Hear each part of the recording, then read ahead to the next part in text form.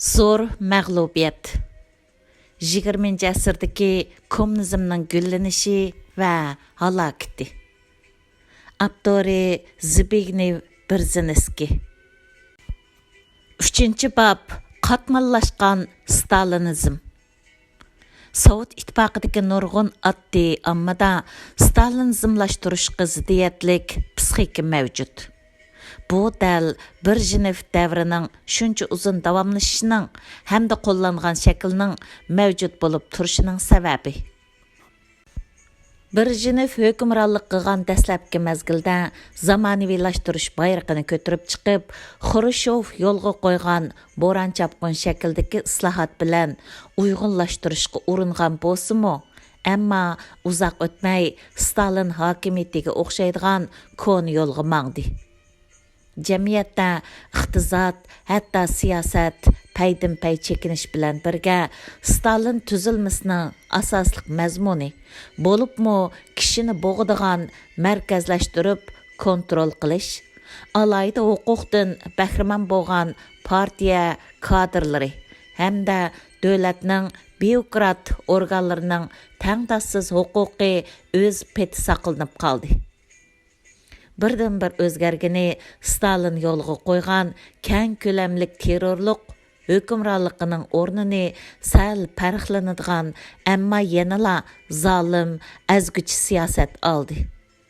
Bu asosligi hukmron qatlamning azobliq tajribadan terrorlikning o'zida o't bilan o'ynashquchiga hamon ziyon soladigan ichki kuchning borligini tushunganligida edi. Davlat qo'zg'agan ijtimoiy islohot bo'lmagan, ham keng ko'lamlik terrorlik bo'lmagan Stalinizm shundoq qilib yana 25 yil davomlashdi.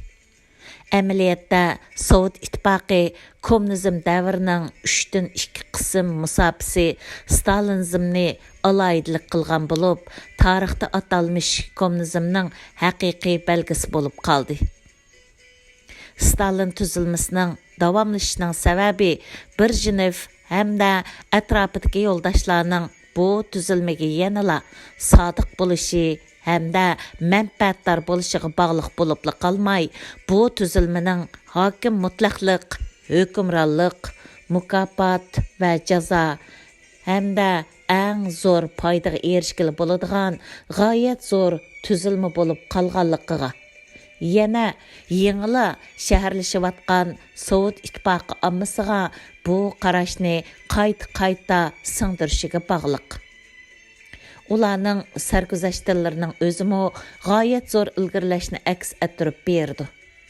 Ular boshqa alayda narsaning navbatdagi tuzilmaning o'rnini olalaydiganligini o'ylab yetolmaydi. Stalinizm davomlashdi ham bir izda to'xtab qilib olg'a bosolmadi. Eng muhim sababi haqiqiy siyosiy turmushi bo'lmagan siyosiy gavda edi. Eng oxiri Stalinizm mirosga qanday muomala qilish haqida ochiq oshkora munozara ko'rildi. Tarixshunos Leonid Batkin 1988 yili yakshanba haftaligining 26 sonida 20 asrning oxirgi mezgilda siyosiy bizning ijtimoiy turmushimizdan yo'qoldi. Siyosiy hozirgi zamon insonlar faoliyatidagi alayda belgilangan soha bo'lish sifati bilan qayta mavjud bo'lib turolmadi. Bu sohada barliq guruhlar va sinflarning manfaati o'xshash emas. O'zaro to'qinishidi, har qaysi sinflar bevosita oshkora kuch sinishidi.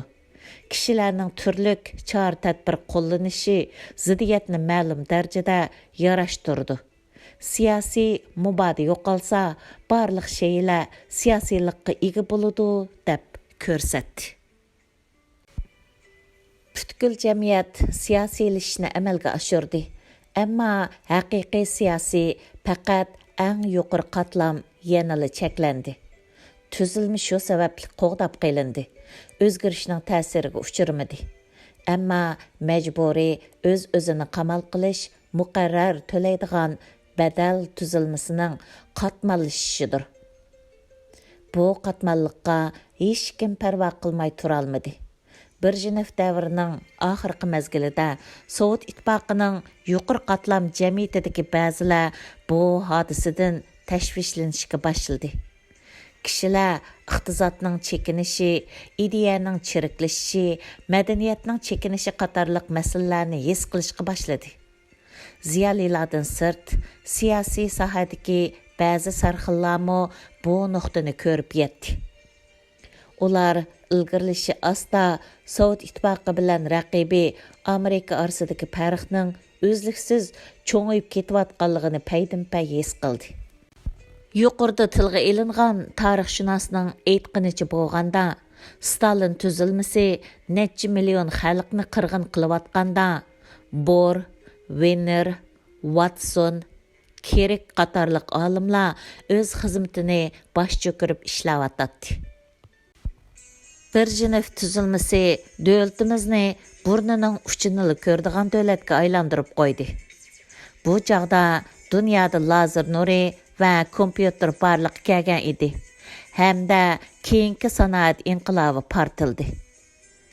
Sovet İttifaqının yuqori qatlamidagi tarixiy umidsizlik bilan Xrushev davridagi qarg'ulacha umidvorlik ro'shan selishtirma bo'ldi.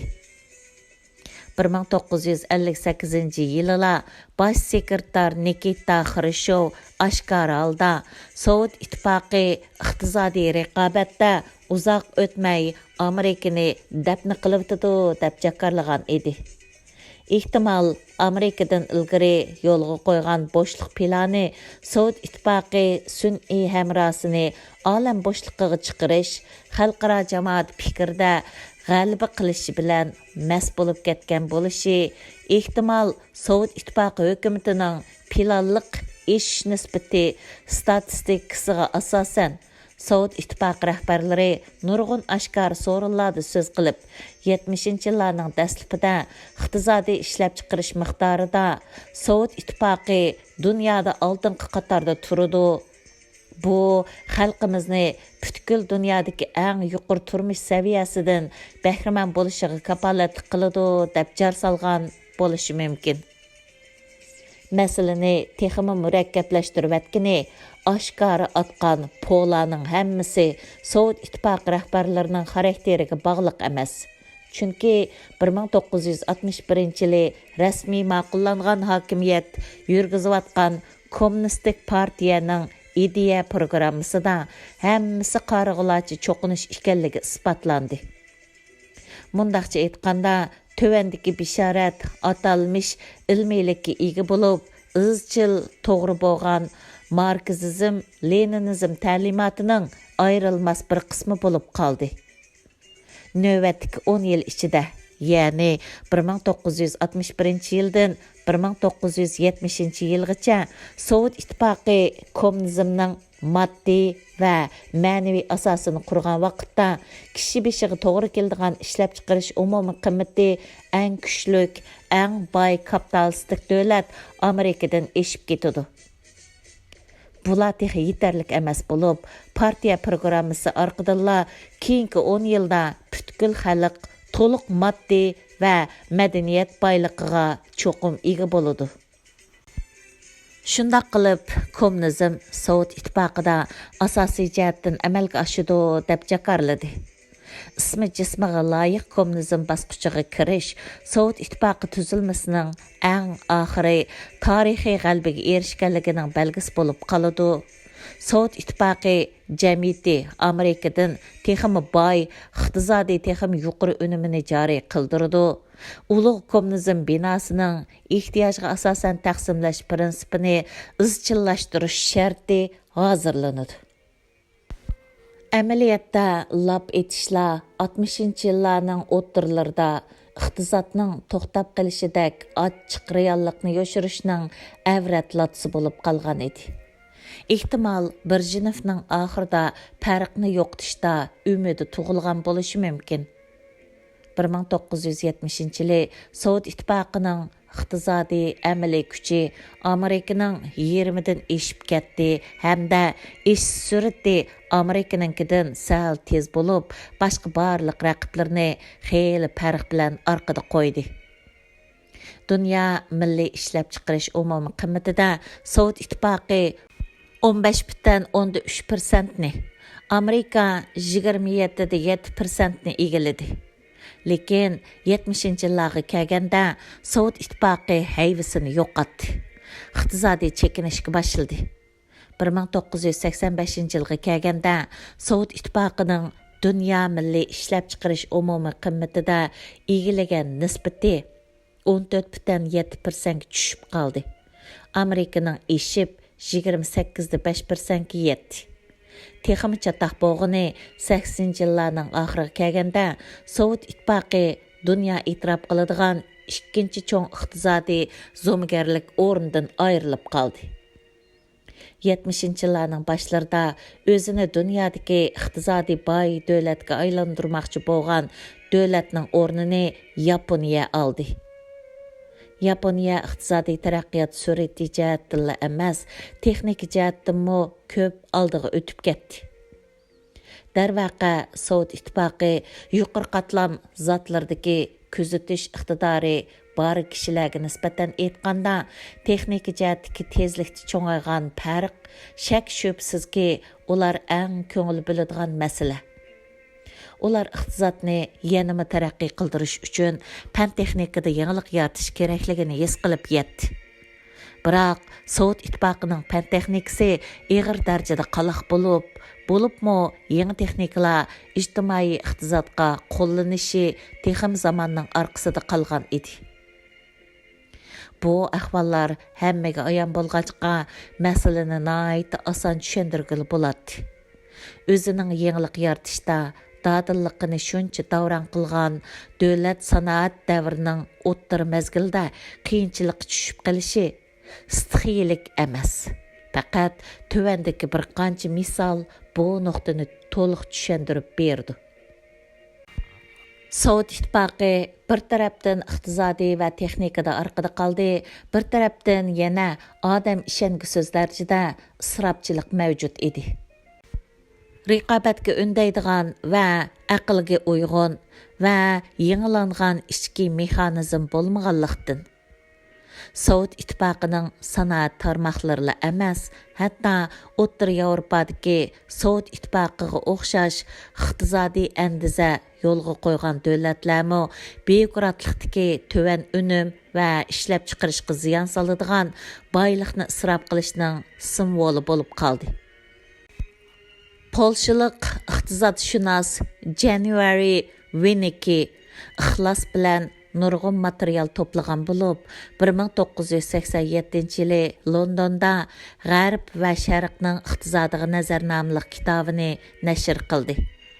U Sovet İttifoqigacha ishlab chiqarish andisi bir mahsulotni ishlab chiqarish uchun sarf qiladigan energiya bozor egiligini yo'lga qo'ygan G'arb davlatlari sarf qiladigan energiyadan 2-3 hassa ko'p ekanligini bildirgan. Stalinizmning iqtisodiy mirosida ideologiyadagi yolg'onchilikning yezi egligiga solgan buzg'unchiligi texmi zo'r bo'ldi.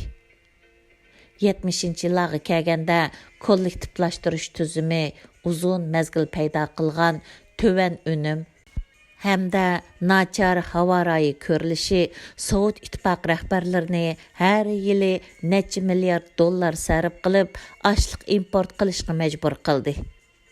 Hökumət şundaq qilib, açlıq bahasıga to'liqlama berish orqali baho ziyoda yuqori bo'lib, iste'molchilarning qabul qilmasligi sababli ichki malomatchilik yuz berishdan saqlanmasi bo'lmadi. Birla vaqtda kentlarda saqlab qolishga ruxsat qilingan o'z yeri gerçi terilg'i yer ko'lamining faqat 4%ni egilisimi, qisman yerlarning ochliq ishlab chiqarish miqdori shaxslarning aktivligi sababli Sovet İttifaqı yemaklik ta'minlashning 25%ni egiladi. Ishlab chiqarishdagi iqtisodiy isrofchilik va texnikadagi qaloqlik sababli Sovet İttifaqıning dunyo savdosiga qatnashish iqtidorimi foydasiz ta'sir ko'rsatdi. Köp sandaki 3. dünya əllərinə oxşaş Sovet İttifaqımı pəydin-pəy aşlıq və kan məhsullarını eksport qıladigan dövlət olub qaldı. Tamojna beji və Savdo umumi kelishimining yillik doklatiga asoslanganda Sovet İttifaqı sanoat mahsulotlarini eksport qilish jihatda 1973 yilidagi 11 o'rindan 1985 yili 15 o'ringa tushib qolgan. Bu mezgillarda Tayvan, Janubiy Koreya, Hong Kong va Shveysariyalar Sovet İttifoqidan eshib ketdi. Texmo umumyuzlik ahvol bo'lsa, 2. Dünya urushi oxirlashib 40 yildan keyin Sovet İttifoqi jamiyatida qisman yemakliklar yanala normallik ta'minlanayotdi. İste'mol buyumlarimi davomli kamchil bo'ldi. Her kuni necha soat o'chratda turish Sovet İttifoqi shaharlaridagi ko'plagan ayollarning kundalik turmushining bir qismiga aylangan edi. Haroqkashlar uzluksiz ko'paydi. Odatdagi ommaning davolanish sharoiti umumyuzlik yomonlashdi. 1987 yil 3 ayda yangidan tayinlangan Səhiyyə Ministerinin oshkorlashiga asoslanganda Sovet İttifaqidagi nurg'un doktorxonalarda issiq suv yo'q, paskini suv chiqarish sistemasi mukammal emas, yana asosiy səhiyyə əslahalarımı kamchil ekan. Brezhnev davrida Sovet İttifaqi erlarining o'ttirchi umri zo'r darajada qisqarib 66 yoshdan 62 yoshga tushib qolishi, ya'ni Amerika erlarining 71 yosh atrofida. Bu vaqtlarning o'lish nisbati Amerikaning 2-5 hassa eshib ketishi Sovet İttifoqining dunyoda Barbadosdan keyin 50 o'rinda turishi qilchim ajablanarlik emas. İjtimoiy azob-uqubatdan haqiqiy turda qechib qutulganlar hokimiyat yurgizayotgan partiyaning amaldorlari, armiya va hukumatdagi yuqori darajalik shaxslar bo'ldi. Ular maxsus ichki magazinlardan mal setib oladi. Sharoiti yaxshi doktorxonalarga berib kasal ko'rsatdi. Yana texi maxsus bekitilgan oramgohlarga berib vaqt o'tkazib, bir sinf uchun xizmat qiladigan sotsializmdan manfaatlanadi. Sotsializm bir sinfning manfaati uchunla mulozimat qilishdek reallik bilan jamiyatdagi o'rtaq hukumat afsonasi bilan birdek bo'lib, oxiri jamiyatda norozilik kayfiyatining kun siri kuchayishini keltirib chiqardi. 1988 yil 7 ayning 3 kuni Moskva xabarlarida kishining diqqatini tortadigan al rayini sinashni xabar qildi. Tekshirishda ayon bo'lishicha, taxminan yerimdan ko'proq Sovet İttifoqi aholisi o'zini ijtimoiy odillik bo'lgan jamiyatda yashayaptiman deb qaramaydi ekan. Xalq yuqori darajalik amaldorlar alayda huquqlardan bahramand bo'ladigan tuzumga kuchlik norozilik bildirgan. Kishilarning har xil alayda huquqlarga norozi bo'lish darajasini rad etizganda ayrim holda ichki do'konlardan yemaklik va buyumlarni tanlab setib olish, haqsiz teatrxona qatorliq so'rinlardagi o'rinlar va har xil kitoblar, kishilarning yoqtirishiga erishgan o'ltiraq rayondagi oliy darajalik turalg'ularda turish hamda davlat ta'minlaydigan doch qatorliqlardir. Ommaning turmush saviyasi kishini rozi qiladigan suratda paydin-pay yuqori ko'tarilmadi, aksicha ba'zi muhim jihatlarda o'zliksiz tuvalladi. Bu realliklarmi jamiyatdagi norozi kayfiyatni keskinlashtirdi. Texmi ig'ir bo'lg'ini, texmi ko'plagan Sovet İttifoqi ommasi bo'libmi nurg'un kasbiy texnik xodimlar chet ellarning bo'libmi o'xshash umumiy mulkchilik tuzumidagi Sharqiy Yevropa davlatlarida xalqning turmush sharoitimi ko'p yaxshi ekanligini tushundi. 70 yillarda xeyli bir qism ziyolilar Sovet İttifoqining qaloqligi hamda ta'sir kuchining ojizligini to'nib yetdi. Stalin davridagidek yasalma halda Sovet xalqining turmushi har qandaq bir davlatnikidan baxtli deyish əmdi mümkün emas. Dünya bilan ayırıb etilgan nurg'un Sovet ittifoqi ommasi toki 60-yillarning o'ttirdimi yanala hukumatning tashviqotiga ishinadi.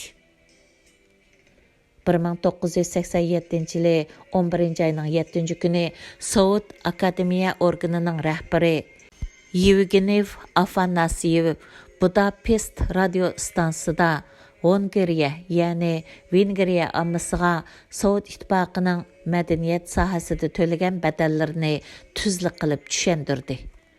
U Sovet ittifoqi jamiyatidagi avam еңі shak shubsizki butunlay benormal ahvolda barliq keldi. Boshqacha qilib aytganda, bu xil avam еңі bilan tarixiy qarash va jamiyat qarshiga o'xshash bir taraflimlikka ega. Sovet ittifoqi jamiyati o'zi xohlab, ya'ni asli manbada shundaq. Madaniyat bekinmachiligini yo'lga qo'ydi, ya'ni g'arb dunyosi haqida hech nima bilmaydi.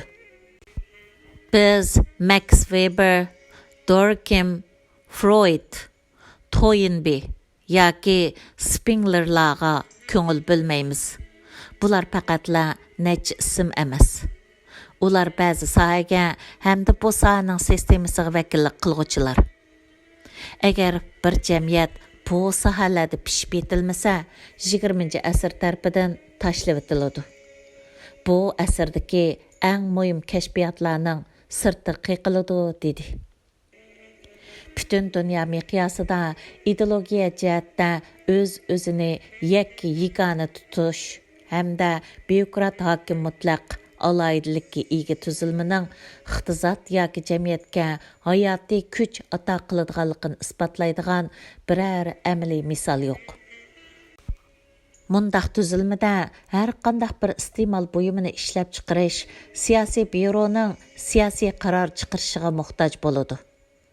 Sovet ittifoqining 70 yillik musofasida mushundaq yasab chiqqan mahsulotlarning birimi xalqaro bozorda put desab tura olmadi. Bu dal Stalin miros qoldirgan hamda Brezhnev varislik qilgan mirosdir. Bundaq iqtisodiy tuzilmada turli tuman mahsulotlarning normasi va bahosini davlatning byurokrat organlari bekitadi. Mahsulotlarni ishlab chiqarish va yasashga, yangilik yaratishga qat'iy ko'ngil bo'lmaydigan boshqaruvchilar nazoratchilik qiladi. Ishchilarning ishlab chiqarish emgakida ishlab chiqarish miqdori yoki sifatini yuqori ko'tarishdagi aktivligi qilcha oshmaydi. Hatto boshqaruvchilar va ishchilarning yuqori xizmat ahvolini yolg'on doklad qilganda manfaati birdak, oqibatda yaqinqi yillarda Sovet ittifoqi hukumati statistikalangan sonliq ma'lumotlar bargancha ishonchsiz bo'lib qoldi. Muvofiq plan tuzishning asos qilishga texmi bo'lmaydi. Gerçi Sovet ittifoqi to'xtamasdan maqtab uchirgan bo'lsa-mu, haqiqiy ahvol yanada oshkorlandi. Sovet ittifoqi mahsulotlarining soni va sifati qaloq. Amerikaga yetishib olishdan eg'iz ochqili bo'lmaydi. Taraqqiy qilayotgan davlatlar orasida oldingi o'rnini saqlab qolsa cho'ng ish. Sovet ittifoqi taraqqiy qilayotgan davlatlardami yoshurun tahdidga uchrashga boshladi. Eng oxiri ba'zi sohada islohotga ahamiyat bergan taraqqiy qilayotgan davlatlar, bo'libmi Xitoy, Sovet ittifoqidan eshib ketdi. Bu xavf-xatar shak shubsizki Sovet ittifoqi rahbarlik qatlamida nisbatan ko'p kishilarni andishiga soldi. Sovet ittifoqining harbiy amaldorlari hozirgi zamon urushining eng yangi texnika muvaffaqiyatlarini tez suratda qo'llanish iqtidoriga kunsir tayindiganligini sezgurlik bilan his qilib yetdi. Shunga bu kishilar yuqorqi masaladan alayda andish qildi. Masalalarni tarixiy nazar bilan tahlil qilishga moyir Rossiya yuqori qatlamdagi shaxslarga nisbatan Sovet ittifoqi 18-asrning keyingi necha 10 yilidagi Rossiyaning zavolliqqa yuzlanishini qayta takrorlayotdi. 1815 yılı Rossiya Napoleonni məğlub qilish urushida muhim rol o'ynadi. Çar padişah Aleksandr I at minib Parijga g'oliblarcha kirdi. Rossiya dunyodagi eng qudratli harbiy davlatga aylandi. Iqtisod keyingi necha 10 yilda tez suratda taraqqiy qildi. Siyosiyadan o'zgarish umidi bor edi. Ammo qatmallashish boshlandi. 1870 yildan 1890 yilgacha Rossiyaning milliy ishlab chiqarish umumiy qiymati tuvallab ketdi. Angliya va Germaniya o'tib ketdi. Fransiya va Habsburg xon jamiyatimi yetishib oldi. G'oyat zo'r chiqim ketgan hamda qilchi natijasi bo'lmagan qisman urush, Qrim urushi, Bulgariya va Kavkaz urushi hamda Polsha qo'zg'olonining bostirish harakatining Rossiyaning xalqarodagi o'rnini shiddat bilan tuvallatibdi. Uzoq o'tmay inqilobiy ma'lumotchilik yuz berdi.